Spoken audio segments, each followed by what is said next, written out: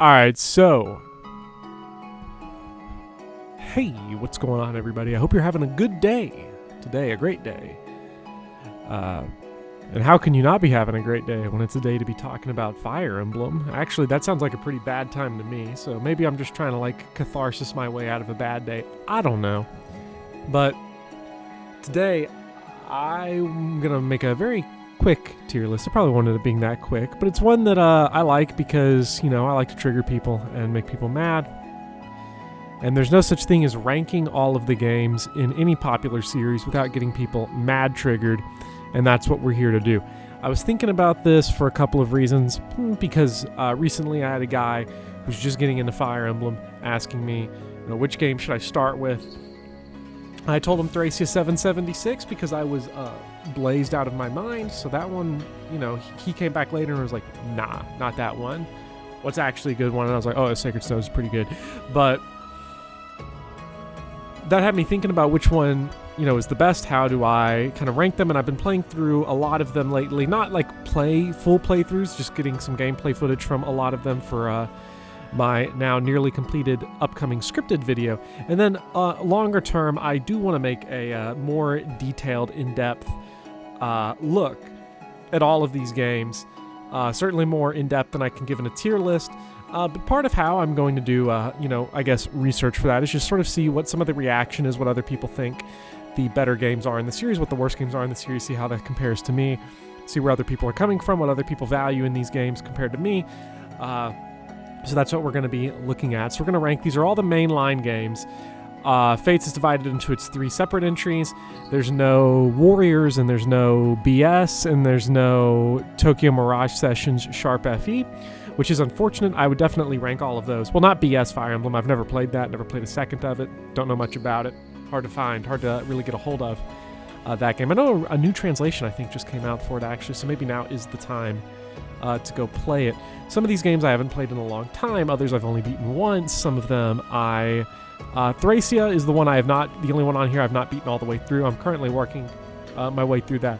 I just got my save file transferred over, so you can see actually all of my initial reactions to Thracia on the channel in my blind Thracia Let's Play, which has been a lot of fun so far. I'm about halfway through the game. Those videos are still going to be coming out now that I got my save files back and up and running, and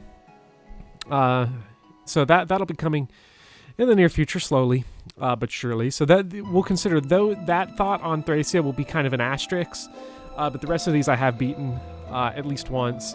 Some of them I've beaten multiple times, like Three Houses and Path of Radiance and Sacred Stone. So we'll Awakening. So we'll let's just go ahead and get started here with Shadow Dragon and the Blade of Light. So these early games, these first 2 NES games, or Famicom games technically, a lot of people don't like, and I think for good reason.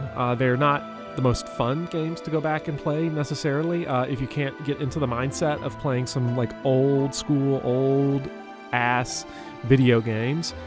The gap between these Famicom games and the Super Famicom games is quite startling. Like if you go from just Gaiden to Mystery of the Emblem, you would be shocked by just the jump of presentation, the quality of life features, everything about it. Of course, that's no knock on these games. They did the best with the limitations that they had. And actually, I would say, not so much for Gaiden, but for Shadow Dragon and the Blade of Light, if you're even somewhat familiar with any game from Thracia onwards, you can easily go back and play Shadow Dragon and the Blade of Light without it being too much of an issue to get into. The only thing about Shadow Dragon and the Blade of Light that I think is hard for, people who have played more recent games is that trading items is just a huge pain in the ass. The convoy is a stationary building, kind of like a Merlinus in FE7 on the map, but there's no trading items in battle preps, and you can't trade items one-to-one. You can only give items, so one character can give another character an item, and that is just a hassle. I don't know if that's a technical limitation. I don't know if that was a bad design decision, but that's, I think, what makes the game particularly annoying to go back and play. But overall, if you've played these later games, this is not like a Nintendo hard game at all, really. It's very easy. Enemies in it are extremely weak. Jagan is overpowered. Marth is really good.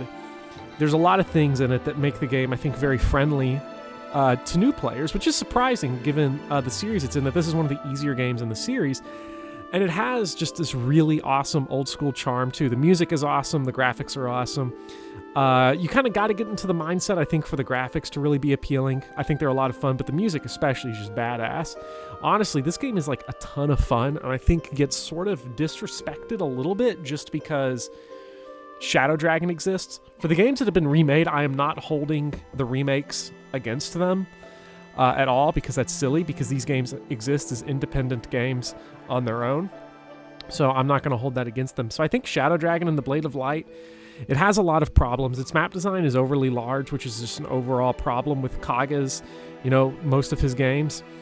So there's a lot of times where there's nothing going on, and the items really do bog the experience down. But overall, this is like core Fire Emblem. It'll probably end up being the bottom of C tier, but really fun game. And Marth doesn't have any pants, so that's worth it.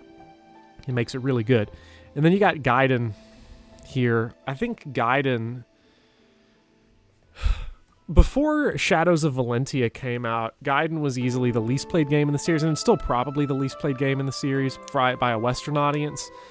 But it always had this black sheep identity, and there's a lot of things about Gaiden that are really, really cool. The overworld is cool. Dungeon crawling is cool.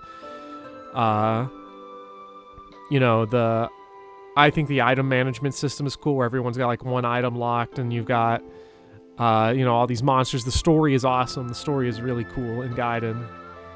But it sort of slides by on like old school charm. The map design is terrible. Some of the worst in the series. I don't know if it's the worst designed game in the series in terms of maps. I feel like I would give that to Echoes instead, because Echoes had like 30 years to think about it, and they decided to change nothing, whereas this game was like kind of made. They were figuring things out back then. They didn't have a template to go off of, and like Zelda 2, like Mario 2, they really changed things up a lot with this game just to see what's stuck. But overall, you go and you play it now, it is really an infuriating game to play, because maps are so slow, because they're so large and they're so flat, and hit rates are so low because there's so much avoid, that it's just a really hard game to play. I put it in D tier because of a lot of its interesting ideas, but in its story as being a lot of fun. But overall, it is just definitely a lot less fun, I think, to play than Shadow Dragon and the Blade of Light. Now a game that is really fun is Mystery of the Emblem. And I'm currently Iron Manning Book 2 of Mystery of the Emblem. This game must have been like the best motherfucking package on the planet when it came out back in the day, like 92, 93, because you got a remake of Shadow Dragon and the Blade of Light, and you got a whole new sequel story. It's like 40 total chapters of content. Like, that's some of that makes it one of the longest games in the series, if you count Book 1 and Book 2, which you should, because they're both there. How many games are longer than Mystery of the Emblem, really, like, in terms of just pure gameplay, like strategy gameplay? Probably Radiant Dawn, and that might be it. If you don't count, like, the creature campaign or like the overworld grinding in the other games. Like, this is a long ass game, and it is a big package, and it's awesome. It does have a lot of problems. I think its problems primarily stem from a lot of reused maps. It is a good package, but it reuses maps not at the same clip that Gaiden does, but it really a lot. And of course, this is memory limitations. They wanted to remake the game, and it takes place in the same location. It's a sequel, so some places are going to get reused, but it's quite a few maps get reused, and that's disappointing. But overall, like, it's just a ton of fun. It took me a while to get into it. I don't know how good of a game it really is as far as, like, comparatively. That's where we're going to tease out on the tier list, but I'm honestly going to put it up here for right now, because I think just everything about it just is nice. It's just really nice. It's a fun game. And it keeps it simple. I think one of the things that helps these early Kaga games is that he keeps it short, sweet, and to the point when it comes to the story, at least up until Genealogy, because he wrote the stories of these games, with the exception of Gaiden, which is kind of really cool. These two, Shadow Dragon and its remake, are very short, very bland stories in a lot of ways, but like they don't stay in your face. They get it over with. They know what you're there for. They do the best that they can with what they have, but they're mostly there for you to play the game and they're not going to bog you down with a boring story, which can't be said for all the games in the series. So FE3 is really fun. The game that's going to get me in trouble, though, is Genealogy, because Genealogy right now is between, in terms of gameplay, it's F tier. I think it may be the most boring game in the series to play. I think its story is so good, for the most part, that it elevates it up to D tier. With the exception of, like, the villains, like, Manfroy are really boring and uninteresting. Arvis is awesome. But Genealogy takes the problems of these three games, these first three Kaga games, and just blows them up to an unbelievable extent. Because Genealogy has this issue where you spend significant portions of the game walking towards the enemy, and the enemy sits there and doesn't walk towards you, and you'll have 5, 6, 7 turns pass where you're moving this gigantic army across these huge land masses. And some people defend this by saying that it makes it epic, and it's like, no, that's just busy work. Other games in the series are perfectly fine splitting these giant maps into multiple chapters, and they retain that epic feel. And also, if you know what you're doing, then you can avoid this problem. And that is true to a certain extent. Like, if you know Chapter 2, if you know you're going to have to backtrack across Augustia, you leave your foot units behind while your mounted units go wrap up the north, and then you can come back and you can already have been started on it, so you don't have to worry about it so much. Or Chapter 4 is the same way. But, like, Chapter 6, where you're slogging through that desert the entirety of the second generation, Chapter 7, where you're just walking a foot-locked Seliph through this monstrous map as you just clash with giant hordes of enemies, and you end up being very dependent on RNG, I think, to take on, because you just want a juggernaut in this game. Map design is very flat, it's very bland, it's just like, if you can find some terrain, that's cool, but for the most part, you're just open fields with, like, Sigurd and maybe, like, another busted mounted unit, Quan or someone going, toe-to-toe with, like, a gigantic army of other units. And it's not there. It doesn't do anything for me.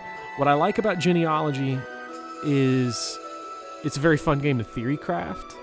Like, if you theory craft an entire run of Genealogy, how you're going to pass skills down, how you're going to do item management, especially a ranked run where you're wanting to cap everybody's levels.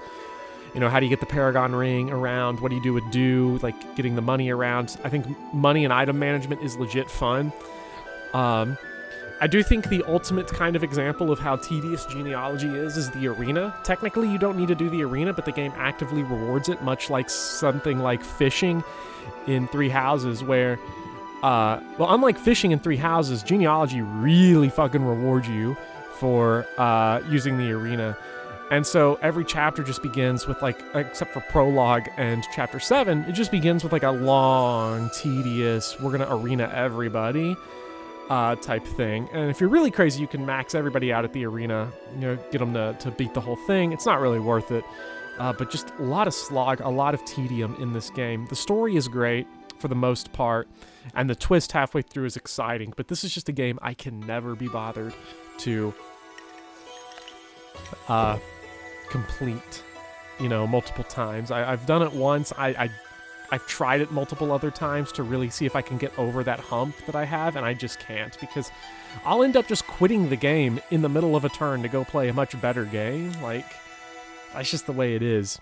And then Thracia, this is the asterisk game, but from what I've played so far, it is between A or S tier. Right now it's A tier. I can easily see it going S tier when I finish it. But Thracia does all the things that I love in a Fire Emblem game, which is that it is challenging, although it is sometimes ridiculous, but usually in a very funny way. I think Thracia gets accused of being Nintendo hard. I think that's true for some sections. Warp Tiles, Xavier, that kind of thing get, I think, properly criticized. The fact that, like, the Manster arc can soft lock you, I think, is an issue. The game tells you that you should have everybody else escape before Leaf, but, like, still, it's not an excuse. Just as the game tells you something is not an excuse to have soft locking be a thing that can happen very easily. I love, though, the cruelty of the Manster arc. I think that's some of the most fun content in all of Fire Emblem. It's one of the rare times where you really feel like you're on the ropes and massively outnumbered, and just, in pain the whole time. Like, the only other games that sort of get that are the highest difficulty settings of a game like, Maddening Three Houses or like Lunatic Awakening. Just this feeling of being overwhelmed, I think, is really good. But unlike those games, you can fight back without being like a crazy genius or an RNG rigger. So a ton of fun. The map objectives are incredibly varied. It's the first game in the series that got rid of all the maps as either being seas or route, and so it results in a lot of fun things. The escape chapters in Manster, defend chapters where you have to reach certain points and, funnel everybody out, protecting, like the chapter where you get Selfina and Alba and Robert and the other guy, Kane, I think. That chapter is a ton of fun, where like it's three armies going at each other, but in a smaller map, where you're trying to get across this terrain. It's just, everything is there. My favorite moment, probably my two of my favorite moments I've ever had playing Fire Emblem come from Thracia, and you can see these in my video series, which is lighting a torch with Dawson in chapter 4X, and then there just being 30 enemies just surrounding him, and I was like, oh. And then this moment in chapter 11X where the boss snipes me with a meteor tome out of Fog of War, and that shocked me. And then when I came back to do it again, the boss sniped and murdered a child with the meteor, which shouldn't be funny, but it is hilarious. So Thracia is just a lot of fun, and the story is really good. Such a fun, underappreciated game. I think there's a lot more appreciation of it now. But the one thing I would say is that Thracia should not be a game that scares you if you've ever not tried it because of its reputation. I stayed away from it for a long time because I was under the impression that it was just Nintendo hard and only hardcore gamers liked it. But I've been playing it mostly spoiler-free. Not a whole lot that I've been told about the game. I've been given some hints here or there by Red Knight, but for the most part, I've been playing it completely blind, and like it's not what people say it is. It's actually a well-designed game, which is pretty remarkable given the other Kaga games. This is like Kaga at his peak. This is when he really figured it out, I think. Then we got Binding Blade, which is going straight into F tier, I think. Something's got to go into F tier because I like symmetry, and I think Binding Blade is going to be one of them. So Binding Blade, a lot of people love it, and I have a lot of problems with it. So the story in Binding Blade is incredibly boring, and it also has the problem of just being in your face. Like, there's a lot of story, and it's not good. It's just bland. But it sort of gets piled on by the fact that the characters, other than like Trek and like, I don't know who else, if anybody else is interesting in that game, it might just be Trek. The most well-developed character in that game is Percival Swordrank. Like, you get beyond that, it's just like, okay, whatever, I don't care. Of course, I can't say that for certainty because I haven't read every support in the game, and there's so many characters. There are probably some other interesting ones. Trek is the only one that jumps out, but most of the others, like you read like the Marcus supports or the Lance and Allen supports and Roy, and it's all just kind of bland, like, I am fighting for my friends, like, it's all that nonsense, which bores me. The maps are massive, which is fine in a vacuum, but playing the game on hard mode, it's just, it feels like a crapshoot a lot of the times because hit rates are so bad, and you're trudging across these massive maps, and you're trying to get Roy to the throne, and you have chapters like 8X, and 14X, and 14, where the game is just being unnecessarily cruel in a way that's barely even funny in retrospect. I think Chapter 14 is kind of funny in retrospect because it's just so mean to have a Fog of War desert map with Wyvern Lords hiding in there. I think that's hilarious, actually. But for the most part, incredibly cruel game. And I think with Fire Emblem style of gameplay, with the RNG-dependent aspects of it, and permadeath, I think hit rates as low as they are in Binding Blade is a big problem. That I think the better games in the series just have more reliable either dodging or hitting. So you either got to go all the way where it's like FE7 or 8, where like you can easily like dodge tank and hit everything, or like a Shadow Dragon or New Mystery where like you're just going to get hit and all your attacks are going to hit, the enemy's attacks are going to hit, and it's just all reliable. Because it results in a lot of strategies in Binding Blade just feeling shitty. And then you end up over-relying. Like, every time I play that game, it's like, okay, we're going Milady, we're going Percival, we're going Marcus. That's what we're doing. We're going to support grind. If we're not support grinding, we're just going to lean in on Percival really hard. We're going to use Rutger nonstop. And it just... you end up relying so heavily on those characters, because beyond that, it's all just a bunch of scrubs and characters that are unreliable, like Wendy or Sophia, or even characters that are like above that just don't get the job done. Fear, or even Lance and Alan. Even in a Growth's playthrough, they're going to struggle in hard mode. The effective weaponries, like the hammers, just don't hit anything. Like, so it's just... It's a game where, like, strategy can only be theorized.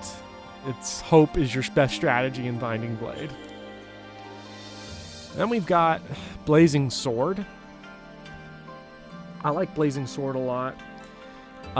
My most embarrassing Fire Emblem story is that the first time I played Blazing Sword, I actually got stuck in Lyn normal mode on chapter 4. I think it's the Dorcas chapter where you're having to defend Natalie. I got stuck for like hours on that chapter. At that point, the only other Fire Emblem game I had played, I think, was Sacred Stones. I may have played Awakening. I don't remember the exact order of this.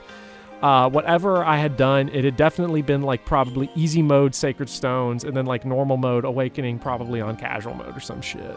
I don't remember exactly, but I got blitzed, son, on that chapter, and it was not good. And I think that's incredibly embarrassing, considering Lyn mode, the 10 chapters of Lyn mode on normal mode, are probably the easiest contents in the series, with the exception of like Fate's Phoenix mode. So really embarrassing. But I really like Blazing Sword's gameplay, because the gameplay systems, the Game Boy mechanics in Fire Emblem are really satisfying. They're very smooth. They're very fun. It's the only thing that makes Binding Blade, I think, passable as a game. It's just it's got the Game Boy Fire Emblem engine. And Blazing Sword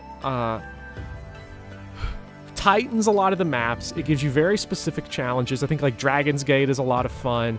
A lot of the defend chapters are a lot of fun. Varied objectives, like you're trying to escape with Hector in chapter 11 when it's just him and Matthew, or you're again storming like Dragon's Gate, or you're in like this fog of war, like nighttime stuff where you're trying to rush down the boss.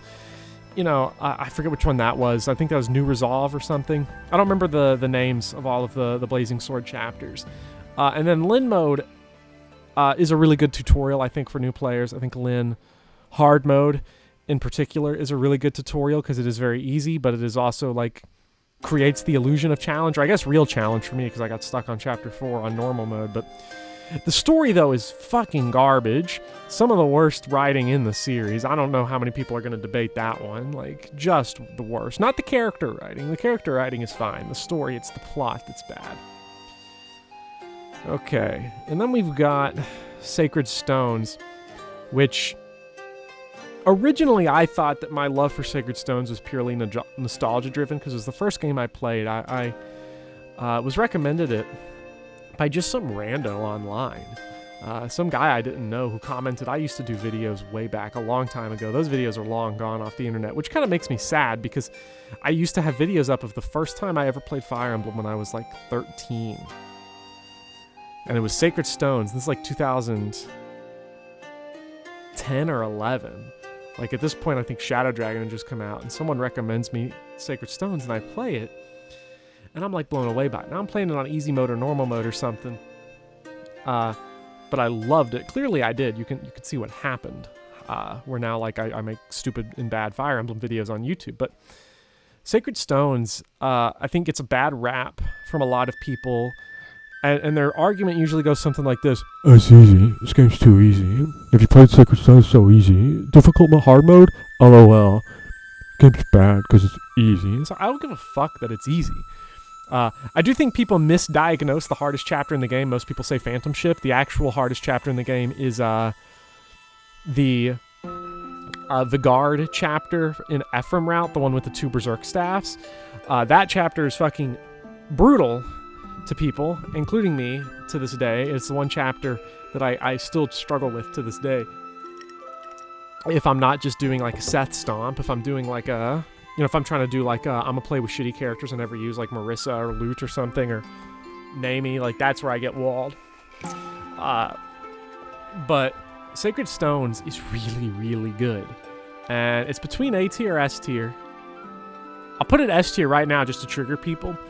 The great thing about Sacred Stones has a couple things going for it that are really good. Several things. One is its cast of characters is incredibly well developed. It's very tight, it's very small, but as a result, all of them are really good characters. The game actually works with permadeath because it has... Well, technically it's because it has grinding available, though not even that. The game's difficulty is such that, like, you can lose. You can, I don't know, for example, get Artor and Mulder both killed by a berserked Renak in Chapter 16 and still continue to go on and beat the game, which is something that doesn't often feel doable in other games, especially on their harder modes. And so I like that. I like that you feel like you can play past your mistakes in Sacred Stones. The story is also probably the best in the series, and a lot of people hate on the story of Sacred Stones. And one day I'm going to do a deeper dive, a deeper analysis into it. A lot of people hate the story of Sacred Stones because, Erica gives Leon the Sacred Stone. And they just usually leave it at that. Erica's dumb. Erica does dumb things. And it's like, yeah, but like we got to think deeper here about what all this means. I'm not going to get into like all the analysis of it, but the moment that I always go to say why it's a great story is the setup of Valter, how Valter is set up as a villain, and also the final showdown with Orson. So Valter fucking wrecks the shit out of Seth right before prologue. Seth, most people don't remember that Seth starts off with like 13 HP in the prologue because like you just curb stomp the rest of that chapter with him in one turn and it doesn't matter and he never takes any more damage. But, you think about how he destroys that game and then Valter's always stuck in the back of your mind for how he like whooped the shit out of like Seth, and then you have like his terrifying character design and it's like, oh my god, we gotta go up against that guy. It's a great way to use gameplay to set up a villain. And then Orson, after Orson betrays you, and he goes away and he comes back, and there's this idea that, like, Orson is deluded and mad because, he's been, like, tricked into thinking his wife is still alive. But then you have the Seth-Orson dialogue, where the subtext of that conversation is basically Orson saying that he chooses to believe that his wife is alive because in this dehumanizing existence as a knight where your only role is to be thrown out and killed in war, and that's what you have to do. You don't have room for personality or happiness. He would rather choose to be deluded about the world than accept it for what it really is. Because if he accepts it for what it really is, then like that's just crushing, and then he has nothing to live for. And Seth basically just responds that as his duty as a knight, he's going to kill him. And it just gets into this whole idea in Sacred Stones that like the world as it is something that everybody denies, because if you accept the world, then you accept how terrible and miserable it is, and it will destroy you. You have to live in delusion. And if you don't, if you're somebody like Seth, then you just let it consume all of your personality, and you let yourself become like just a blob to be murdered and thrown away, a life to be thrown away by, royalty or by the government or by whatever you're working for. So I think it's a very powerful story. The conflicts between Dussel and Selena, get to that. Their relationship with Vigard, Leon as a character, just as a whole, like the struggle he's going through, and the relationship he shares with both Ephraim and Erica, and the way that they differ, the way Erica is unable to accept the world as it is. And so just has to assume that Leon is still a good person because it is the only way to cope with such a terrible world. I think it's an incredible story, and I think it's the best story in the series, because it also just doesn't punt at the end. A lot of the really good stories in Fire Emblem just punt at the end and are like, ooh, group dragon. And it still is like that in Sacred Stones in a way, but like they set it up long before that. And there still is a lot of existentialism going on, even though it is, goopy dragon. Great fucking game. Unbelievable game. Okay, then you got Path of Radiance. So, Path of Radiance is a game that I think is hurt by its engine that it's running on. Path of Radiance as a game is like A tier, I think. To play it, though, is like C tier because the game is so slow. I've beaten the game 3 times, I think, and it gets worse each time, not because the game gets worse. I actually discover new things to like about it each time, like just how bonus experience works and how the story is paced, the way maps are designed. I love it. But it's so slow to play, and I get more and more impatient each time. I'm currently working on beating the game without ever attacking on player phase, because, you know, the thing about Path of Radiance is that people deride it as like it's super easy because it's so enemy phased focused, and that's true. But what happens if we just play enemy phase? And it is an experience. It is something different, I should say. Part 2 of that is already scripted and voice recorded. It's just a matter of me sitting down and editing it to get like chapters like something like 7 through 9 or 7 through 11 or something out. But I think what a lot of people like about Path of Radiance is that like it is a very simple story about a non-royal. Ike is just like a dude whose dad gets like, you know, boogly wooglied in the forest by generic evil man, and the villains are all villains and not like just stand-ins for ancient goop monsters. Ashnard is a great villain because he's terrifying, and his insanity is driven by himself and by his own lust for power, and not because ancient demon or whatever. Like, they kind of do that with the medallion, but like also not really. He chooses to accept it. It's part of his plan to go. He's insane before that. And so he's a very fun villain. A lot of fun villains in that game. A lot of fun characters. It has my favorite support in the series, which is when Kieran gets an axe stuck in his head while talking to Riss. That's a lot of fun. Really good cast. Excellent map design in this game. Just love Path of Radiance. Just hate playing it. And Tellius was like a good stretch for the series, though, because then you got Radiant Dawn, which I think is better. Probably the second. One of the best games in the series, I'd say. Radiant Dawn is just OD good. It's one of the few games in the series that I think is actually effective as a strategy game. Most Fire Emblem games are not good strategy games in the way we would think of a good strategy game. They get away with a lot because they have other mechanics that make it more fun. I think like the personalized characters, growth rates, experience, that sort of thing, building your army, all that stuff I think is a lot of fun, but it usually comes at the cost of like generic map design or like some bullshit mechanics, like, you know, how hit rates work in some of the games. Radiant Dawn is very effective as a strategy game. It's probably the game that's the hardest to build up growth units in, unless you just BXP dump like a couple characters on like normal mode. But if you're playing, even normal mode is difficult, I think, if you're trying to like do growth units and shit. Because you're jumping around all these different situations, and the game is constantly putting you into very carefully crafted, carefully curated situations that are just the worst situations to be in, and it creates strategically interesting problems. The Micaiah Black Knight chapter is one. All of the, I don't remember what they were called, but like all the chapter 2 casts where you're with like Kieran and Joffrey and all them, and you're like running around putting all these houses that are on fire, putting those fires out, and you're trying to manage like killing the boss and doing it quickly. You're trying to avoid killing those enemies in that large chapter 2 map, so you're having to shove everybody out of the way. Really, really good gameplay. Excellent gameplay in Radiant Dawn.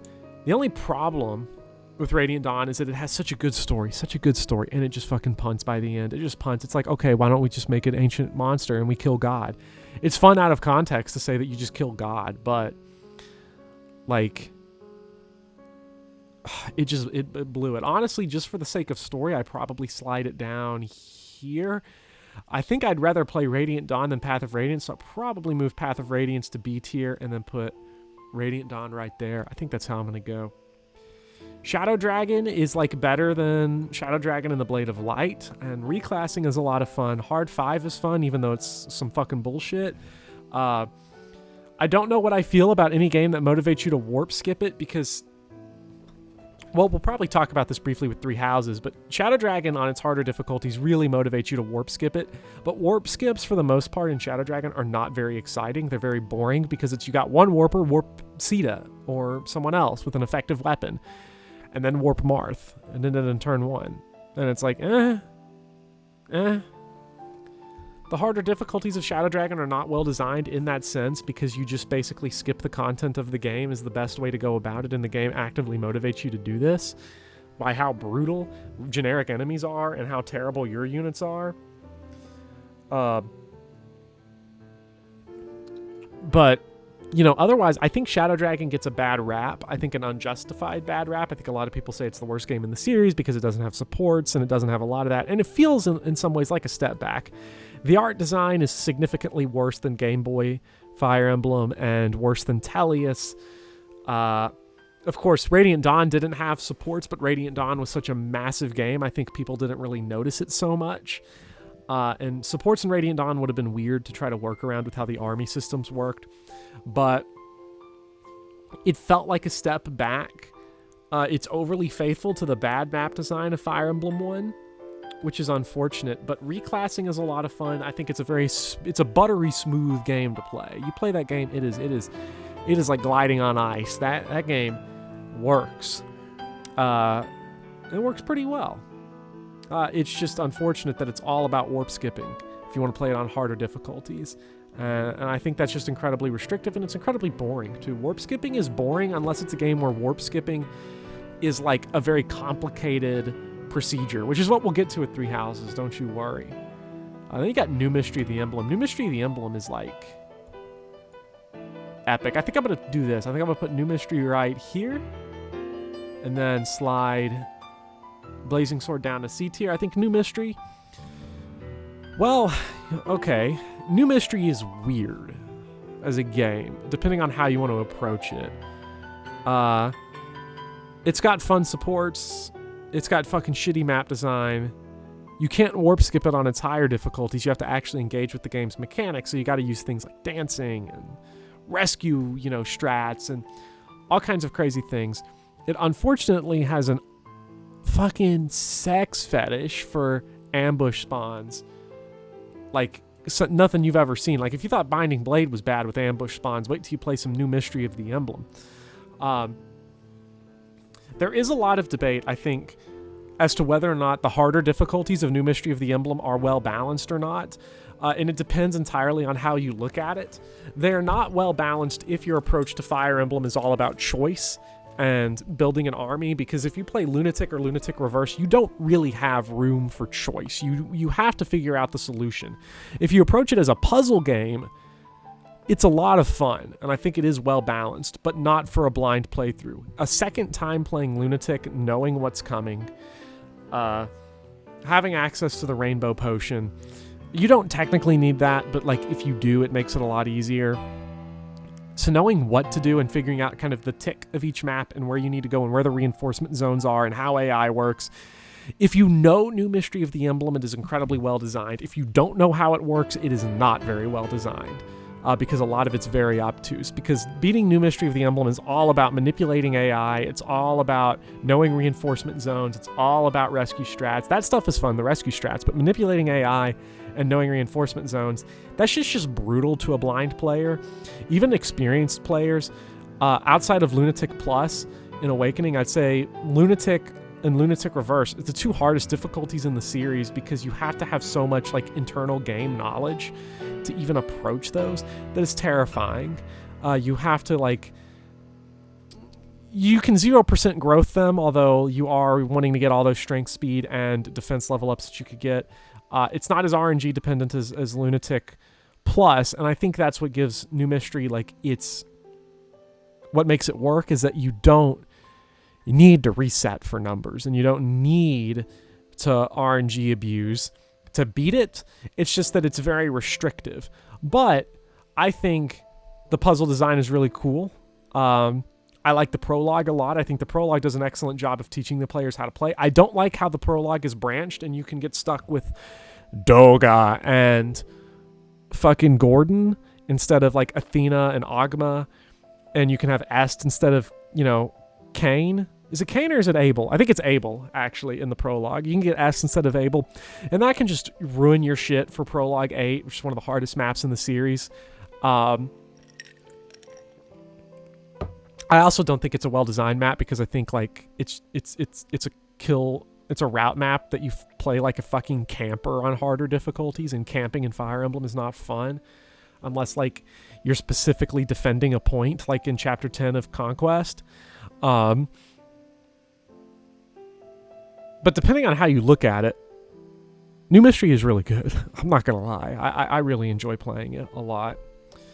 And you got Awakening. Awakening is weird. A lot of the hardcore fans dislike Awakening, I think, because of a couple of reasons. I think there is a general elitism about it. I'll just say that outright. I think a lot of people are just elitist because it brought a lot of casual fans in. It made casual mode a popular thing in Fire Emblem. Even though New Mystery had it, people still criticize Awakening for it. I don't know why, because Awakening is way more hardcore than New Mystery, because fucking Lunatic and Lunatic Plus, that shit's like just, I want to delete my life. This is not fun. And fun is for casuals, as we know. So Awakening is like just on it when it comes to being brutal. Map design in Awakening is fucking garbage. Lunatic and Lunatic Plus are trash. They're designed like pure dog shit. Because the problem with them is that it's all, at least Lunatic Plus is all luck dependent, and then Lunatic Regular is like, okay, how many enemies can I massacre with Frederick? And then beyond that, how quick can I get Robin out of control? Like, Awakening just wants you to cheese it. Awakening wants you to cheese it with Robin, wants you to cheese it with Gale Force, wants you to Nosferatu tank with Tharya or Henry. Like, that's how the game wants you to play it. Not Henry so much, because he kind of sucks on harder difficulties, but that's how they want you to go about it. But it feels like at the expense of the rest of the game. Like, cheesing it is easy because the game is bullshit. A very poorly designed game in a lot of ways. It's clearly built around grinding and support grinding, and you know, the genealogy aspects of raising like kids and stuff, that's cool. The story is like, I think, gets somewhat of a bad rap. I think the story's not that bad. I think the characters are really bad, but the story's fine. Probably somewhere around here. I think I'd rather play it than Shadow Dragon and the Blade of Light, but I'd rather put some Shadow Dragon, regular Shadow Dragon, before. I don't know. That's probably where I put it. And we got Birthright. I think Birthright gets dunked on a lot for being super easy because the second half of the game is just like a Ryoma solo, even on Lunatic. And, well, you can't really solo it with Ryoma on Lunatic, but if you play it on Lunatic, like, Ryoma still just dominates that game. You can have him like go kill half the map while like the rest of your scrubs pile on the other part of the map. Because so many route maps in that game. I think like that leads it to be a little bit boring because you're just routing enemies. Ryoma just mindlessly routes enemies. But you don't get them till halfway through. I actually think the first half of Birthright is really fun and really challenging on Lunatic because you don't have like an easy cheat. Well, maybe really challenging is like an exaggeration, but challenging compared to the second half of the game with the exception of the Camilla map, it is kind of tough on Lunatic. You got to really be aware of skills. It's skill heavy, and I think that's fine. A lot of people don't like Skill Emblem. I like Skill Emblem because it gives you other things to think about. In general, what I really like about Fates is that it is the most player control that you have over a strategy. Everything is super reliable in that game. You can calculate when you're going to get a pair up, like when like your guard gauge fills up, you can calculate that. You can guarantee pair up attacks, pair up blocking. Hit rates are very reliable for the most part. The only thing in the game that I don't like is that it's true hit. It's 2 RN from 50 and above, but 1 RN 50 and below. And that makes things a little sketch. And I don't really like that. I think you should go for one system over the other, preferably 2 RN, because it makes things, again, more predictable. The more predictable you can make the game, the better it is, because the more interesting things you can do with strategy. Things going awry and you losing because RNG did not break in your favor is not fun unless it's one of the games with mega massive casts on their easier difficulties like Shadow Dragon or FE1 where like it's just funny to like lose a shitload of units and then just keep going. But Birthright has like, I think the Binding Blade problem though of like the story is just really, really boring. I think a lot of people say it's bad. It's not bad, it's boring. The other Fates games have fucking awful stories. Birthrights is fine. It's bland. It's uninteresting. It's not hip. It's not happening. Probably D tier. I don't know. It's like, I feel the need to defend it because it's not as bad as people say, but it's also just kind of Conquest is really fucking good. Probably going straight up into A tier around here. It's the best strategy game in the series by far. Story is trash ass cheeks, like some of the worst shit you'll ever see in a video game. Like, unbelievably bad. It's sad how bad the story is of Conquest. Well, it does have the great groans of increasing discomfort. That's a great line. Although I think that line is also in Birthright as well. So it's you really get it in all your Fates routes. That's something. That's special, I guess. So Conquest has a terrible story, but the strategy in it and just playing levels on Lunatic is some of the best shit in the series. Maps in Conquest are they have a lot of variety. They have a lot of interesting problems, and you always have the tools to deal with them. You just have to be very cognizant of skills and placing and pair-up bonuses and all that stuff. But hey, that's okay. Knowing the mechanics really well. You have to know, to be good at Conquest, you need to know, for the most part, you need to know the mechanics. You need to be able to keep track of them. And the game teaches you all of that. It isn't like a new Mystery of the Emblem where you have to be familiar with reinforcement zones. Sometimes it gets into that a little bit. But for the most part, it's very predictable. It's very easy to negotiate those sort of problems. There's nothing unfair about Conquest. It's all about skill and being creative and being smart and coming up with new strategies, and that's what I'm here for. I fucking love strategy games. Like, I like Fire Emblem, so strategy, please, more of it. Revelations is the worst game in the series. That's my least hot take on this list, probably. I think a lot of stuff on here is either generic takes or is like, I think I have some hot takes on here, like with Genealogy and Sacred Stones, but for the most part, the most standard take here is going to be Revelations is the worst game in the series. It has the combination of terrible map design and a terrible story. So in the way it's like Binding Blade, except imagine Binding Blade, but even more significantly tedious. You play Revelations on Lunatic, and you're just like, you're stomping the game with Ryoma and Camilla and Xander and the Royals. Everybody else is bad. It's got the Binding Blade problem. There's not really any choice on harder difficulties. You're just using the best characters, and that's it. You can maybe raise up like 1 or 2 scrubs. Otherwise, you're just, Corrin is killing everybody. Azura is a dancer, so you're bringing her around. Xander murders everybody. Ryoma murders everybody. That's the way it is. And that's what it's going to be. Or you're shoveling snow. Or you're like playing a platformer in a strategy game with those islands. And you're just having the worst fucking story. Anankos is a cool design. I guess I can give it that. The music's good. Music in most of these games is really good. Revelations is the worst fucking game of, ever. It's not that bad. Yeah, it is. It's really fucking bad. I wouldn't recommend it. 4 out of 10. And we got Echo, Shadows of Valentia. Here's my next hot take, because it's going straight up here as the best game in the series, despite being designed like utter shit. So, Echoes is a fucking terrible game from a design standpoint and from a gameplay standpoint. It has everything in it that I've said I hate about these games at the bottom. It has large, boring maps like Genealogy, unreliable, disgusting hit rates like Binding Blade, and just the most sloggy shit, like with the swamp maps. Like, that's Revelation shit right there.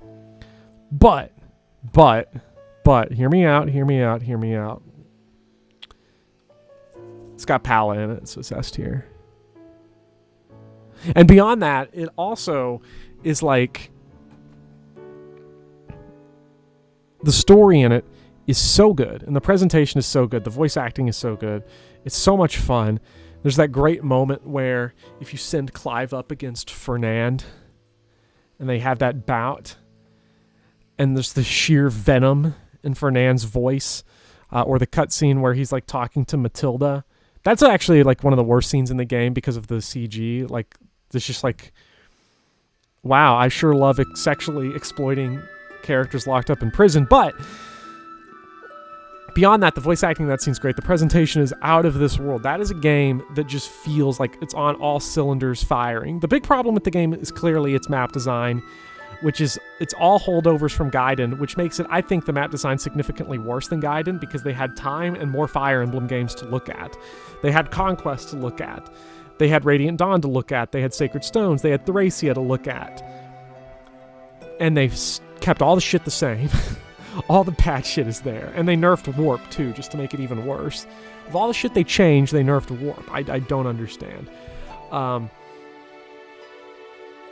Echoes is a game where I'm going to have to write a big, long dissertation on why it's so great, because I'm not going to make a compelling case for you right here, because most people don't like the game.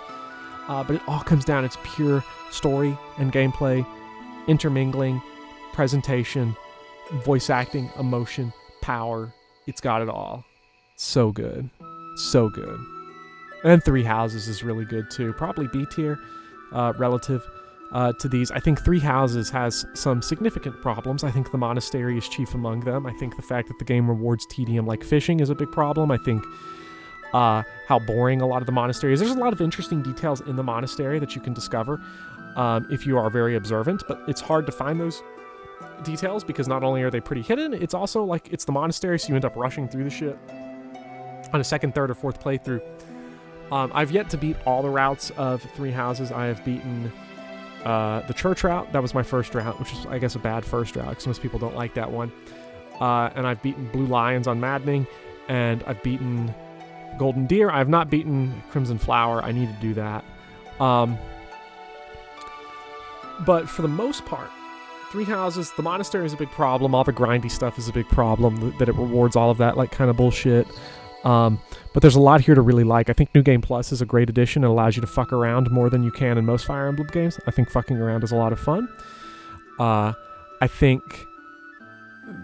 the fact that this game like lets you warp skip maps is a lot better than Shadow Dragon, because Three Houses is one of the few games in the series where I felt like a fucking genius while playing it. When I was playing it on maddening mode, I started like warp skipping chapters like crazy because they are like all kill boss. Some of them, like the Cornelia chapter, is very easy. It's just a stride and a warp and you fly Dimitri to her on a wyvern and you got it done. But there's some chapters that are really crazy. The final chapter before the time jump, like you have to move Dimitri. It's 28 spaces to have him reach Edelgard, so I had to forge weaponry, like a hand axe into a short axe, and I had to like do all these crazy smite and shove and stride and warp and like kill enemies to like I had to throw out 2 strides to do it in one turn. Like the things that you can do in that game to trivialize chapters isn't really trivializing chapters. It's where you're taking advantage of all of the tools you have, whether it's dancing, you have the gambits, you have like Blue Lion Corps of Dancers, warping, regular dancing, rescue, shoving, smiting, stride, combat arts, battalion gambits that pull enemies in a certain direction. Like, all of that stuff is so fun. It's so fun. It's the most fun game to LTC, I think, from map to map. I think the monastery is very boring, but it's a lot of fun. And the story is just really, really good, especially by Fire Emblem standards. It's very fun. It's very good. It's very solid. It's got the things in it that you want to have in it. It's got character. It's got emotion. It has that great line where Sylvain is just like, "Why are you mad? Is it because I kissed your sister goodnight?" Like, that's so good. Such a legendary moment. Good game. And so, yeah, that's it. That's the list. I hope you all enjoyed. I hope we had some good controversial takes in there to go with the standard takes. I'm curious what you all think, what you all would rank the series as, what your all's lists would look like. I don't know what's going on in the future of these games. I don't know what's coming next. Is it an original game? Is it a remake? A lot of people think we're going to get Tellius remakes. I'll be kind of disappointed with Tellius remakes, honestly. I'd much rather have a Genealogy or a Thracia remake or a 6 and 7 remake combo where you can either do like a... I know some people are against the idea of like remaking like 6 and 7 together. I think it'd be cool if you could play them independently, kind of like how Blazing Sword currently works, where you can go Lyn mode or you can just jump into Hector mode, where you can play Binding Blade and you can play Blazing Sword independently, or you can like combine them up like their Genealogy. I think if you could have those 2 options, I think it'd be really cool. Although I don't know why I'd be excited to play more fucking Binding Blade. Although with more quality of life I think Binding Blade would be a lot better. Give us infinite warp like Shadow Dragon, please. Make it over quicker. So yeah, that is the list. I will see you all in the next upcoming video, and hopefully I get some interesting thoughts from you all. I'm definitely curious to see how I am wrong and why I need to shut the fuck up. So when I decide to unshut the fuck up, though, I will see you all again.